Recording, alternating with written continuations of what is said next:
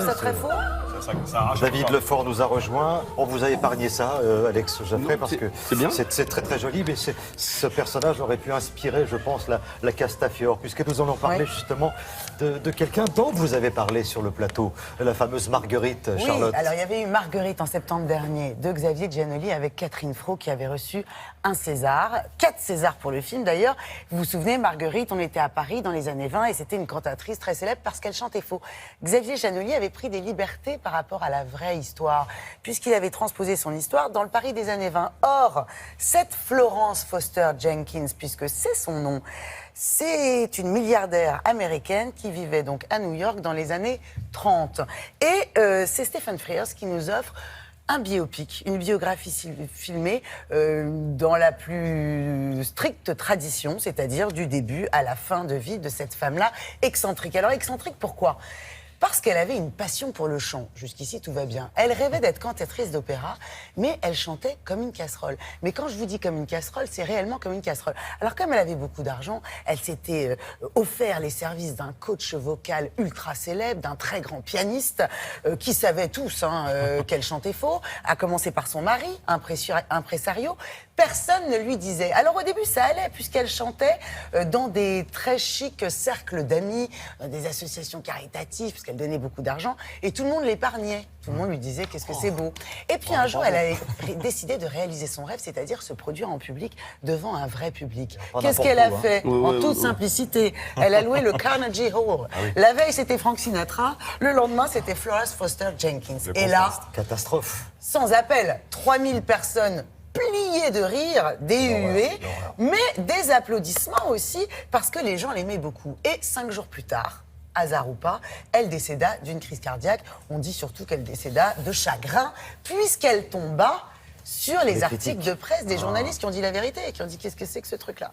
Alors, qu'est-ce qui est bien dans ce film? Déjà, cette histoire complètement hors du commun, ultra cinégénique. Ensuite, on a Meryl Streep, qui est quand même, on peut dire, la plus grande actrice du monde aujourd'hui, qui joue, qui chante pour de vrai. Catherine Fro était doublée, elle. Elle chante pour de vrai, elle a dû apprendre à chanter faux, ce qui est très compliqué. D'autant que Meryl Streep... Elle chante très bien. Voulait être cantatrice. Vous vous souvenez, Mamma Mia, tout ça. Absolument. Elle voulait être cantatrice, elle en est actrice. Et puis, il y a le beau Hugh Grant, qui se fait de plus en plus rare au cinéma, en semi-retraite. Mais là, Stephen Frears, Meryl Streep, on ne peut pas dire non. Donc, il est venu. Qu'est-ce que j'ai fait? Je suis allée lui poser quelques questions.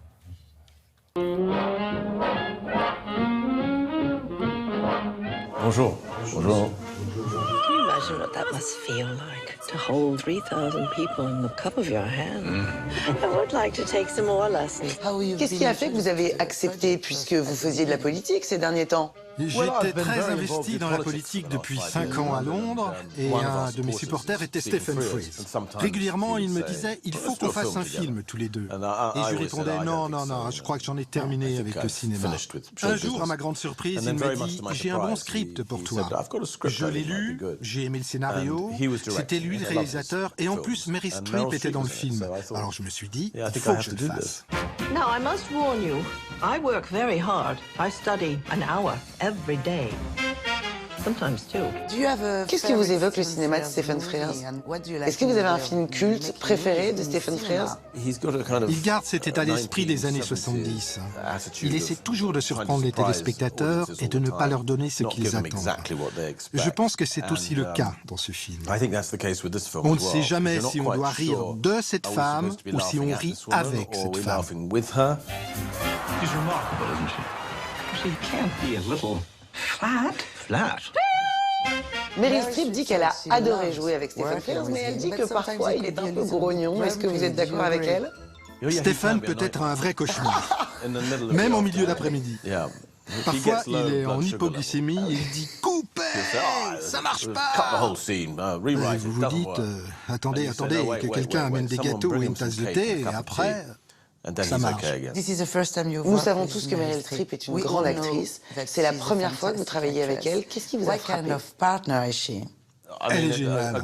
Vous savez, si vous jouez au tennis avec quelqu'un meilleur que vous jouez mieux au tennis. Et si vous jouez avec un mauvais, c'est un... cauchemar. Those men have seen horrors. They need joy. They need music. But I'm afraid. Don't be. They're going to love you. J'aime le film et j'en suis très fier, mais je suis jamais content.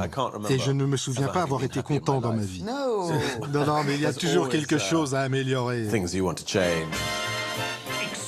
your diaphragm, Florence. Try another take? Well, I don't see why. That seemed perfect to me. J'adorais jouer la comédie quand j'étais enfant, à l'école ou à la maison, faire rire les autres. Mais je n'ai jamais pensé être professionnel. Je suis devenu acteur professionnel par hasard. J'ai fait un rôle pour l'argent quand j'ai quitté l'université et je m'étais dit, j'en fais qu'un. Mais j'étais si mauvais que je me suis dit, c'est très embarrassant, je dois recommencer. Et je continue depuis 25 ans. Thank you very much, Hugh. Thank you. Thanks a lot. À bientôt. À bientôt, oui. Bon, on a un trio de choc, hein. Of Stephen course, à Frears, bientôt. Strip et Hugh Grant. Et Hugh Grant. Alors là, il faudra un petit peu patience. Ça sort le 13 juillet, donc mercredi dans 10 jours. Pour l'heure, ne loupez pas, j'attire votre attention sur ce bijou-là. Un film espagnol qui s'appelle Truman, qui sort ce mercredi, qui a littéralement raflé tous les Goya en février dernier. Les Goya, c'est l'équivalent de nos Césars espagnols. 5 Goya, 2 acteurs très connus là-bas, Ricardo Darín et Javier Camara. Très rapidement, l'histoire d'un homme atteint d'un cancer qui décide d'arrêter sa chimio, d'arrêter son traitement, parce qu'il sait qu'il est condamné. Et il va régler ses dernières affaires, comme dire au revoir, faire adopter son chien. Son chien, c'est Truman, vous le voyez là. Et dans cette... il sera accompagné par son meilleur ami. C'est bouleversant, c'est drôle. Franchement, c'est petits coups de maître, il ne faut pas le louper. Truman, ce mercredi. Mercredi, merci Charlotte. Alors, on va retrouver David Lefort.